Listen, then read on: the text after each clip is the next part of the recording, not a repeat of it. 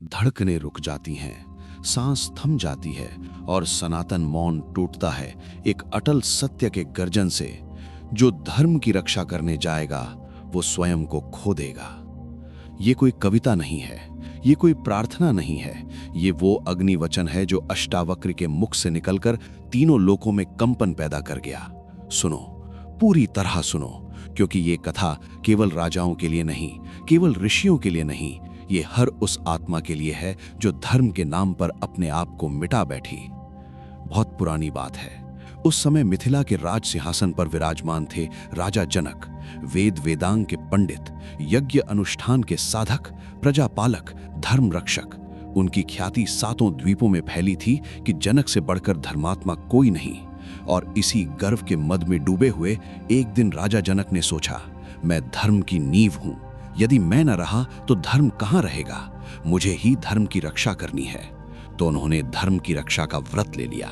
व्रत सुनने में जितना पवित्र था उतना ही भयंकर था। उन्होंने आज्ञा दी, जो कोई भी धर्म के नाम पर दो टूक बोलेगा उसका सिर कलम, जो अधर्म की ओर इशारा करेगा उसकी जीभ उखाड़। राजसभा में सन्नाटा छा गया। मंत्रीगण झुक गए, पुरोहितगण सिर नवा गए। कोई बोल नहीं पाया, क्योंकि धर्म के नाम पर कौन विरोध करे। राजा धर्म की रक्षा कर रहे हैं तो ये तो महान कर्म है, लेकिन सत्य तो ढके ढकता नहीं। एक दिन ठीक उसी राजसभा के मध्य में जब सूर्य अपने चरम पर था और छायाएं सिमट रही थीं, प्रवेश किया एक तपस्वी। उसकी देह कांटों से छिली हुई, उसके केश जटाओं में उलझे हुए और उसकी आंखों में वो चमक थी जो केवल उन्हीं को मिलती है जो संसार को जला चुके हों।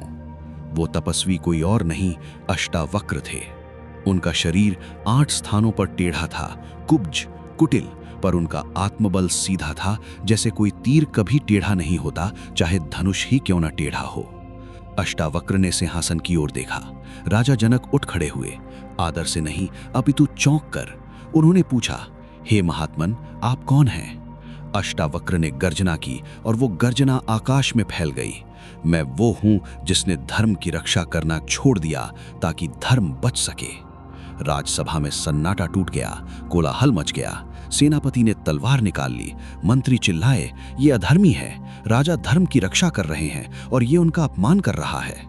राजा जनक का रक्त खौल उठा। उन्होंने कहा, हे विकृत शरीर वाले, तुम कौन होते हो मेरे धर्म पर प्रश्न करने वाले?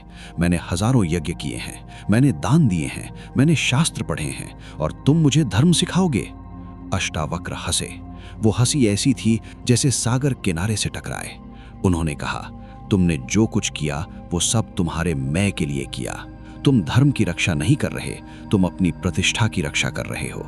जब तुम धर्म के नाम पर डंडा चलाते हो तब वो धर्म नहीं, अत्याचार बन जाता है। राजा जनक कांप उठे, पर उनका गर्व अभी मरा नहीं था। उन्होंने कहा, तुम क्या जानो धर्म का मर्म? तुम्हारा शरीर ही टेढ़ा है, तुम्हारा ज्ञान भी टेढ़ा होगा। और फिर अष्टावक्र ने वो कहा जो इतिहास में दर्ज हो गया। उन्होंने अपनी टेढ़ी उंगली राजा की ओर बढ़ाई और बोले, राजन सुनो, जिसने धर्म को समझा उसने धर्म की कभी रक्षा नहीं की, क्योंकि धर्म को रक्षा की आवश्यकता नहीं। धर्म तो आग है, वो जलाता है, जलता नहीं। तुम धर्म के ठेकेदार बन बैठे हो। तुमने धर्म को अपनी तलवार की नोक पर रख लिया है, पर जहां तलवार हो वहां धर्म नहीं, भय होता है। और भय से कोई धर्म पनपता है क्या? राजसभा स्तब्ध थी। सन्नाटे में केवल दियों की लौ हिल रही थी। राजा जनक ने धीमे स्वर में कहा, तो फिर धर्म क्या है? यदि रक्षा न करूं तो अधर्म बढ़ेगा, यदि दंड न दूं तो अराजकता फैलेगी। बताओ हे ऋषि, मेरा कर्तव्य क्या है? अष्टावक्र ने एक कदम बढ़ाया। उनकी टेढ़ी देह उस समय सीधी दिखी जैसे सूर्य की किरण धरती पर उतरी हो।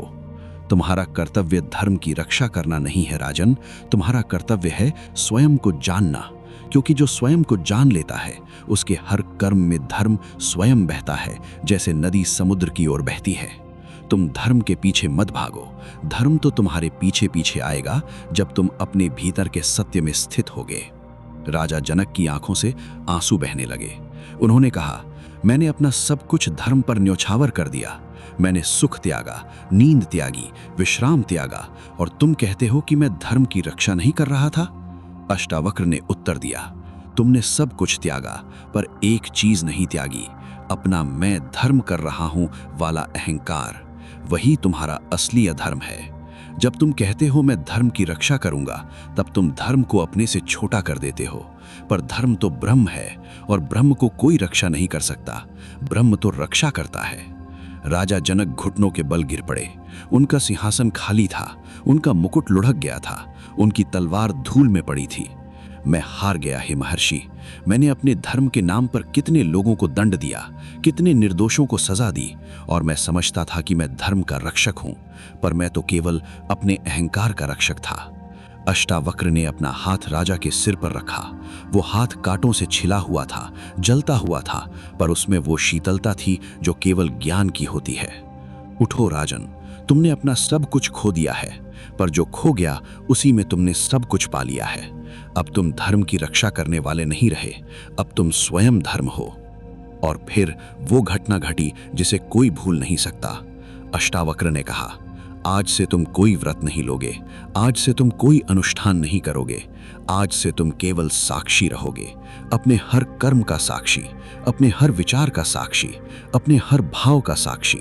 और जब साक्षी जागता है तब कर्ता मर जाता है, और जब कर्ता मरता है तब कर्म धर्म बन जाता है। राजा जनक ने आंखें बंद कर लीं। जब उन्होंने आंखें खोलीं तो उनके चेहरे पर एक अलौकिक शांति थी।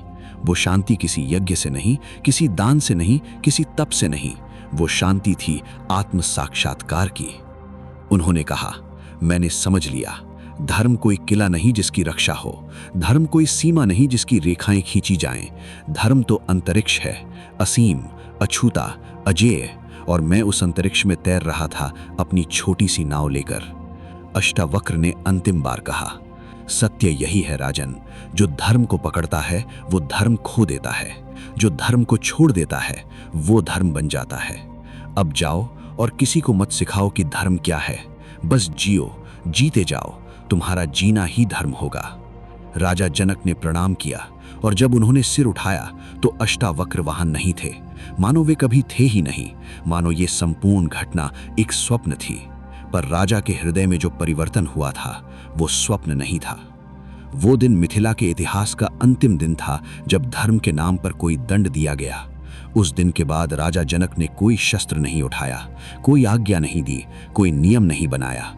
और विडंबना देखो, मिथिला पहले से अधिक समृद्ध हुई, पहले से अधिक शांत हुई, पहले से अधिक धार्मिक हुई, क्योंकि अब धर्म का बोझ किसी राजा पर नहीं, हर प्रजा के हृदय पर था।